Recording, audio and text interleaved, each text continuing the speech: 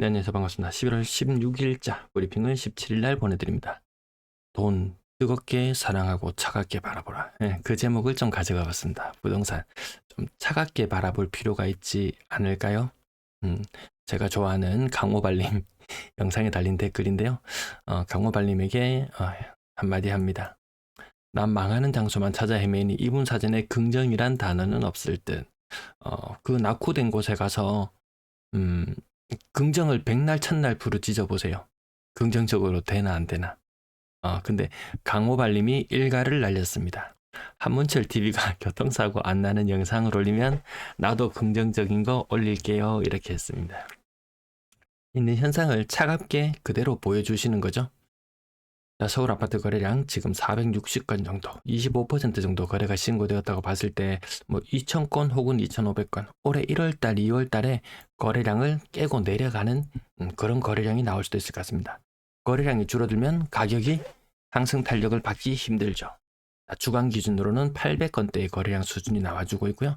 8월 말 거래가 줄어든다고 했을 때 대비 반토막, 2,400건 거래량이면 뭐 3분의 1 토막 이상 나는 그런 상태로 보여집니다. 제가 영상 지난번에도 요 분 한번 소개시켜 드린 적이 있습니다. 요 분이라고 말하기도 좀 그런 분, 음, 공동투자라는 명목하에 돈을 3천억 정도 땡겨서 다른 사람에게 피눈물 나게 하고 있는 그런 상황. 그런 상황이 누가 세무사가 고발하고 막 소송 걸리고 막 난리가 났었거든요. 근데 그런 와중에도 영상들이 올라오고 있다라는 거죠. 강호발님 영상, 네, 요런 것들을 보여주면은 여기서 희망으로 혼자 백날 돌리고 있어도 사실 소용이 없습니다. 이거 차갑게 현실을 바라볼 필요가 있습니다. 미국에서는 제롬 파월 연준 의장이 금리 인하 신중하게 할 거라는 이야기도 있고, 트럼프는 더 금리를 낮추라는 이야기도 있고 그럽니다. 자, 잘 나갈 것 같은 LCT 상가, 전기 끊길 위기, 요런 상가 있었잖아요. 뭐 전기 수도 다 끊어버리고 난리가 났던 곳. 자, LCT도 300개 상가 중에서 100개 정도만 나가고, 네, 200개 점포는 공실인 상태. 누군가가 이야기합니다. 이 육각순환 모형 중에서 과연 벌집순환 모형 중에서 과연 지금 시점은 어디에 해당할 것인가? 뭐 요쯤 해당되지 않을까 싶습니다. 경기가 더 침체 일로로 갖게 된다면 이 기간이 좀 더 길어질 수도 있을 것 같고요. 그래서 이 바닥의 기간은 생각보다 오래 오지 않을까. 그래서 올해 사나 내년에 사나 그 다음에 사나 별로 상관없을 것 같다. 근데 실거주의 목적이라면, 투자의 목적이라면 사실 뭐 지금 제 방송을 볼 이유도 없고요. 뭐 기회를 포착하려고 하시는 분들 분명히 더 좋은 기회 순간들이 올 것 같다. 자, 그러면 언제까지 기다리란 말이냐? 가격은 하락을 계속하다가 어느 순간 가격이 더 이상 안 빠지는 시점. 지금도 주간 실거래 지수나 여러 가지 척도를 봤을 때는 가격이 빠지고 있는 게 맞거든요. 고가의 아파트 일부 버틴다고 시장 전체가 오르는 상황은 아니기 때문에 가격은 현재 하락 진행 중. 근데 거래량 증가가 이게 찐으로 증가하는 것이 아니고 순전히 정책 자금으로 떠받치는 수준이기 때문에 지금은 오히려 여기에 더 가까운 시장 상황, 침체기, 더 안 좋은 상황이 기다리고 있는 그런 상황으로 여겨지기도 하고요.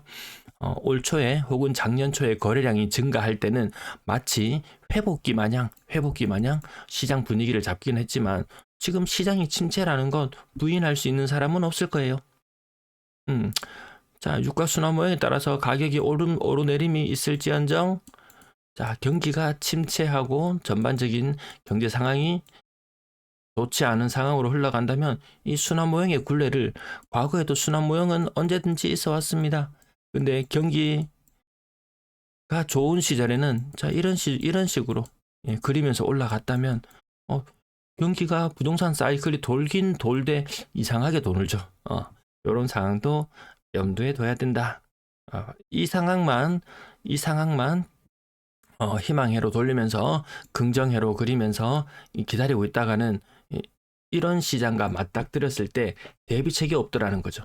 그래서 지금 어떤 현상이 있나요? 아파트가 경매로 무진장 쏟아져 나오고 있는 현상. 대비가 안 되기 때문에 그렇습니다. 제가 뭐 누구 망하라고, 뭐 아파트값 떨어지라고 뭐 저주를 내리기 위해서 방송을 합니까? 아니잖아요. 현실을 냉정하고 객관적으로 바라보자. 맨날 숫자 노름이잖아요. 뭐 올랐다 내렸다 여러 가지 지표들 숫자 노름에 뭐 긍정이고 뭐 부정이고 이런 것들이 사실 끼어들 여지는 별로 없죠. 자, 쿠팡알리 댓글 요거. 매도 물량 6만원 이제 우리에게 너무나 익숙한 숫자. 전세 8천, 월세 7천, 합의 15,000. 자, 실거래 10월달 뭐 2,600, 2,700까지도 바라보는 거래량. 이거 대박으로 이어지는지 아닌지 진검 승부는 11월 달에 난다고 말씀드렸는데요. 11월 달 현재 거래가 25% 정도 진행된 상황이고요. 그러면 거래량이 갑자기 2,000건대로 뚝 떨어집니다. 그래서 아까 서울 말씀드렸다시피 올해 체력 거래량 수준에 다시금 도달할 수 있다. 간혹 가다가 거래량을 조금 뻥튀기 시켜주는 역할을 하는 것이 공공기관 혹은 법인이 매수를 하면서 이런 경우들이 생길 수 있습니다. 뭐 LH에서 매입을 한다든지 혹은 오래된 건물 뭐 재개발 재건축을 위해서 법인이 사들인다든지 이런 이벤트가 있을 때 거래량이 살짝 늘어나곤 합니다. 그런 부분들 그렇다고 취소 비율이 근래 높아지고 있는 건 아니고요. 가격이 급격하게 오르는 시기에는 취소 비율이 많이 높아집니다. 또 갑자기 대출이 끊긴다든지 이래도 많이 높아지기도 해요. 근데 근래 들어서 직거래 비율은 생각보다 거래가 신통치 않거든요. 직거래 비율은 평상시보다 조금 높아진 것 같다. 자, 10월 달의 거래량은 2,600에서 2,700건까지 바라보고요. 하지만 11월 달의 거래량이 요 같은 시기를 놓고 보면은 거래량이 한 20% 정도 부족하거든요. 요거보다 거래량이 한 20% 정도 부족한 상태. 2,000건대의 거래량이 예상되어진다. 상승 탄력받고 나가긴 좀 힘들어 보이죠? 자, 저는 21년 끝자락에 이 느낌이 많이 나거든요.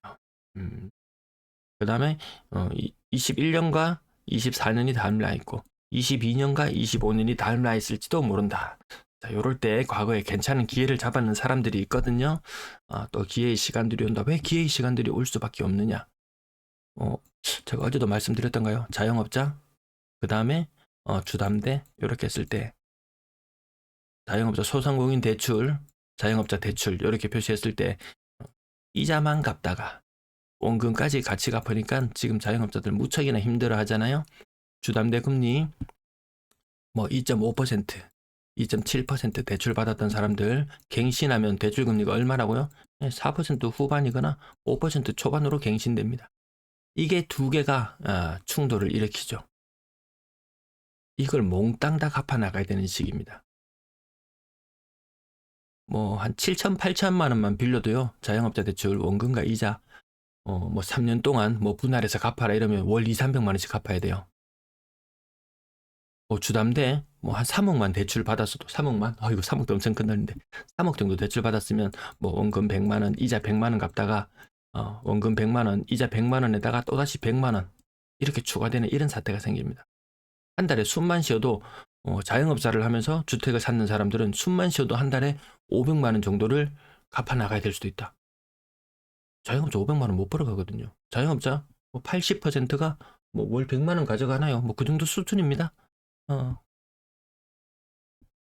25년 누군가에게는 고통스러운 한 해가 될 것이고 누군가에게는 또 기회를 잡을 수 있는 한 해가 될 것 같다. 이것이 긍정과 부정과 관계가 있나요?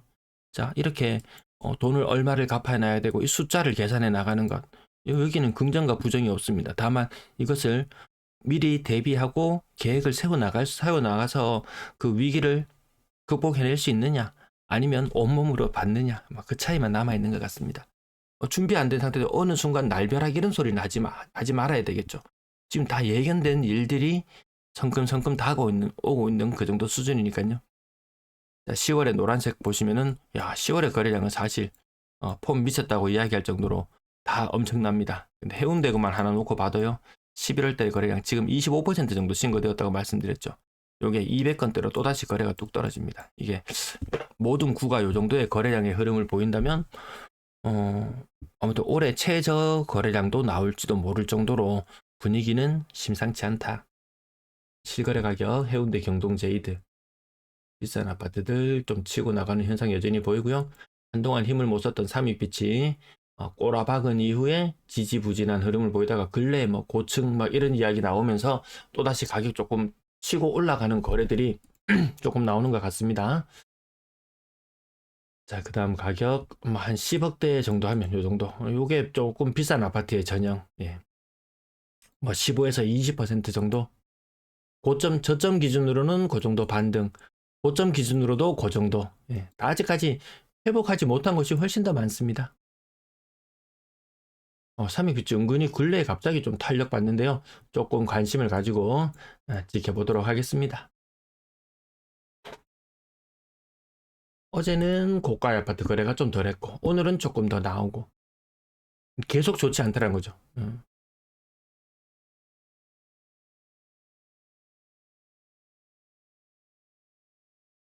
요 차트 흐름만 계속 보시면 6억대 아파트 크게 힘 못 쓰는 모습들 하나 삐쭉 올라오면 또 하나 삐쭉 내려오는 날도 있을 것이고 다 대다수의 아파트가 그냥 차트가 평이하죠. 그냥 평평한 아주 플랫한 모습. 이게 지금 1년 반째 이어지고 있으니까요. 제대로 꼬라박은 이후에 제대로 반등 못한 곳은 아마 피부 체감상 한 2년 동안 가격이 고정되어 있는 느낌. 1년 반째 거의 고정되어 있는 느낌 나는데요. 이후에 또 어떤 변화가 나타날지. 이 가격이 큰 변화가 나타나려면 거래량이 수반이 되어야 되는데 거래량이 그렇게 받쳐주고 있지는 못한 상황. 부동산만 띄우기에는 나머지 또 위험 부담을 또 안고 있습니다. 경제적으로 지금 대외적으로 큰 압박이 오고 있는 그런 시기가 아닌가 싶습니다. 오늘 요 정도까지 하고 마무리할게요.